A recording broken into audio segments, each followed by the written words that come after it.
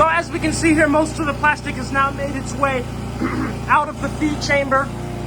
We're still seeing some clumps fall down here, so I'll probably let it continue to spin. Ladies and gentlemen, I am loading in plastic into my plastic into fuel reactor while it is running for the first time ever. This is the first ever homemade, continuous microwave pyrolysis reactor in history right here. Ladies and gentlemen, it is a last time to turn some plastic into fuel. We are back in business, back in operation. The first run of 2025 with the continuous microwave pyrolysis reactor. Let's go ahead and get plastic loaded in this piece. I'll be honest, guys, it seems like YouTube is shadow banning me. Some videos barely break 5K views with over 300,000 real subscribers. So if you guys love what I do and you support me, please like the video, subscribe, and watch to the end. It will help me so much. Let's break through this shadow ban and push to the world that we can turn plastic into fuel. She is alive. Beauty and the Beast. The beautiful beast. Alive for the first time in the year. Now I'm just kind of nervous on how the continuous feed is going to do now that she is going to be hot, under vacuum, flammable vapors inside. But nonetheless, we are turning plastic into fuel with the upgraded continuous, say it with me, microwave pyrolysis reactor, baby. So far, all looks good. This is the pressure inside the main chamber. As you can see, there's some slow drops, but nothing crazy. So everything is going good. And the temperatures, as you can see, look good. Screen over here, all magnetrons are on. And we are currently pulling 8,300 watts at full power operation. I always forget to turn this darn timer on. We're probably about 10 minutes in, but I just started it, obviously. But 10 minutes in, we can already see the sight glass is starting to fog up a little bit. This sight glass here is starting to fog up. That means that whatever's in the chamber, which is plastic, is breaking down under the microwave degradation, and it's releasing water vapor and then some of its vapor as well. But mainly in the beginning, it's going to be mostly water vapor. That's the first thing that comes off. All right, so I told you we're 10 minutes behind, so we're about 20 minutes in. So the pressure is at a -3 PSI. Now I know a lot of people are probably confused by that metric or this unit, and I'm confused by it too. Okay, I don't know why this sensor doesn't let me do inches of mercury. Instead it lets me do -PSI and a few other weird things, or whatever. Nonetheless, 20 minutes in, and the once cloudy sight glasses are now super cloudy, but look at that zoom in. Droplets of moisture. That's condensation, okay? Look down here. That's, once again, I told you this was water vapor, and you can very clearly see water forming. So, you know, here's how this process works when it comes to us extracting the liquid oils out of the plastic. It doesn't matter what liquid is coming over from these this condenser here. As long as there's liquid forming, whether that's water or liquid plastic oil, it's going to condensate. So since we see water, we know for a fact it's only a matter of time. Once the machine heats up enough, we are going to see plastic condensate come over, the plastic crude oil. About 27 minutes in, you see the pressure dropped even more, because of course the negative pressure would drop as vapors are filling up the space, because that's the opposite of having negative pressure, right? More molecules occupying a space or a volume is the opposite of having no molecules occupy a volume, which is what negative pressure is. So anyway, vapors are once again forming a great, you can see in this big sight glass here, you can actually see some movement. It's a little bit tough on camera, but there's some vapors moving throughout this. And these sight glasses over here, man, I love sight glasses so much. Give a shout out to sight glasses. Look at how many how much moisture is forming. Quite a good bit of moisture formation. Very cloudy. So any moment now, there probably is already oil inside the machine, refluxing, meaning it's condensing on the sides of the walls and then staying in the chamber. But soon we'll see oils actually coming over. But like I told you, water vapor is the first thing, because water boils and starts to turn into steam at pretty low temperatures compared to when plastic actually breaks down and does the same thing. But then at the same time, microwaves actually end up affecting the plastic to such a degree where microwaves don't discriminate with their heat. So unlike if I take a boil, or if I were to boil a pot of water, right, all the water is going to be the same temperature at the same time. But when it comes to microwaves, they form hot spots. So some bits of plastic might be heated up from pieces of plastic around it, while some pieces of plastic are literally heated up to like 1,000 degrees right away because of the hot spots. And then it ends up radiating and conducting to cooler pieces of plastic, right? And that's how I can tell you for a fact there's definitely oils inside the body already, just refluxing because the walls of the whole chamber are so cold and so cool, right? 48 minutes in, you can see the pressure dropping even more, temperatures rising even more. We're getting the first bits of oil. You can kind of see it on the side of this. It's just at the bottom, but this one especially, this sight glass here, you can see some color down here. Obviously there's a lot of water, but there's some color, and it's separate from the water. We know oil and water are different densities, so this separates the oils forming, and there's actually some heat to these pipes as well. These are actually condensers here. These have many holes within them, shotgun condensers, both of these pipes. So a lot of surface area between these two pipes to try to, get as much heat exchanged as possible. So we are seeing oil. You can see definitely the color here, a little bit of yellow haze. There we go, actually a little stream of oil there. So we got oil going into the keg at this point, less than an hour in. Looking great, temperatures are good. We have it insulated very well. Actually, I wanted to mention that this manway here at the front, it's actually kind of warm. This is insulated. You see there's a gap, but it's still warm to the touch. Not even warm, but hot. Like I can't put my hand there longer than that. So this needs to be insulated even more, because for me to feel that much heat coming through, that means that is heat being lost. All right, it is that time of the year. We are an hour in. Remember, 10 minutes minus T minus 10, because I forgot to start it. But almost 200 degrees Celsius back body temperature.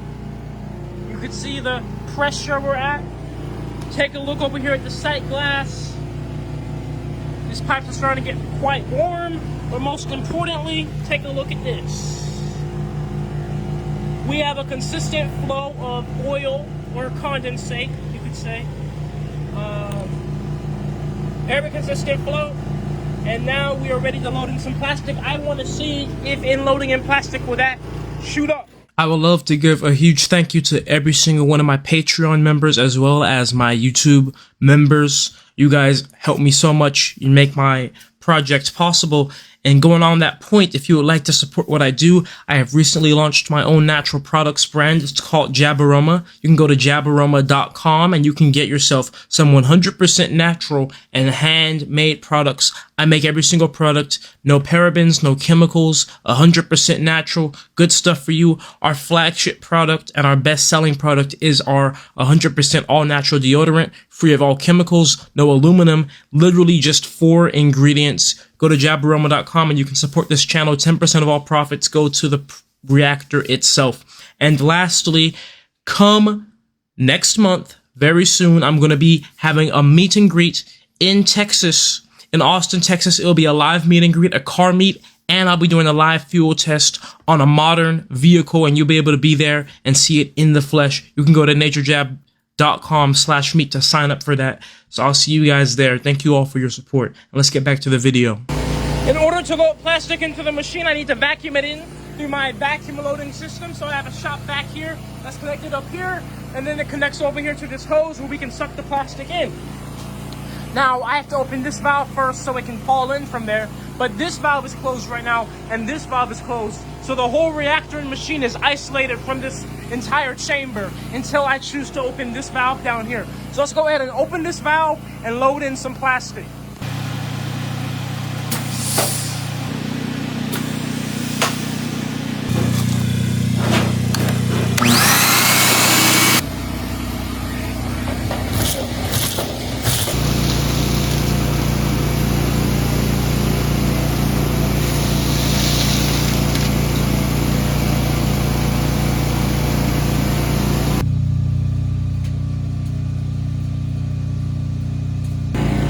that's all the plastic I'm gonna load in for now, because we're gonna start a little bit smaller to see how everything goes.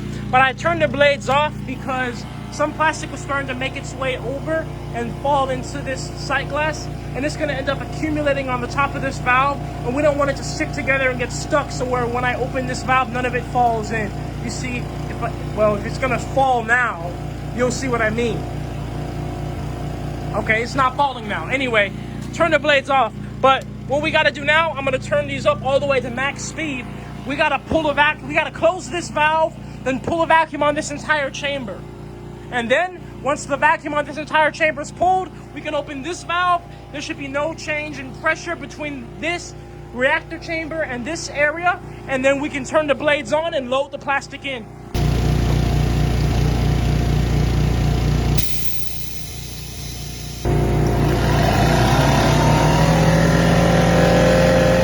We can see here on my gauge, right now we are at a little under 10 inches of mercury.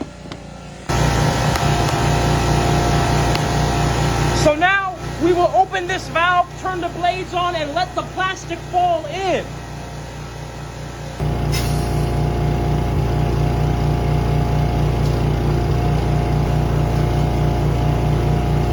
So it appears the sight glass has gotten foggy, so I can't even tell if plastic is falling in right now. But I know it is because we can obviously see it in the blades up there. But it's just so foggy, which I was not expecting to happen, but I guess it makes sense. We can't see it even. Oh, I saw a little clump fall in just there.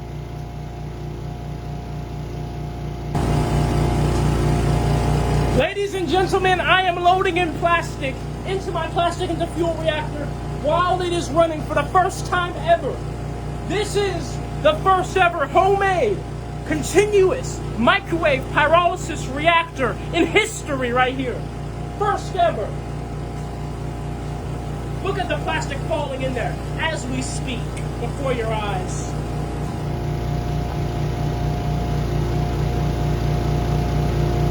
There we go. Just as envisioned. So as we can see here, most of the plastic has now made its way out of the feed chamber. We're still seeing some clumps fall down here, so I'll probably let it continue to spin. Remember, both chambers now are at the same pressure. So I can look at the screen and see we're at negative 1.3 psi. That's across the board. Both chambers are close to the air, and both chambers are the same pressure. So plastic is falling in. This sight glass did get foggy, which is kind of defeats the point of being a sight glass, but it's okay. Yeah, I don't want to leave this open for too long, or else this will continue to get cloudy up here, and oils will start to make their way and condense up here and all types of nonsense. So we'll go ahead and turn these blades off and close it. But in terms of oil production, was my theory correct? I would say a resounding no.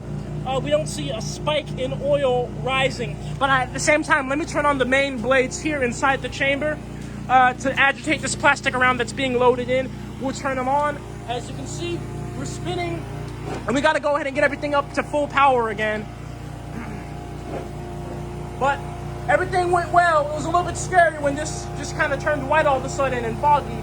But everything is well, everything is safe, just as envisioned and just as practiced. We did it, baby. First time ever in history has a microwave pyrolysis reactor been made continuous at a homemade, home scale level by hand.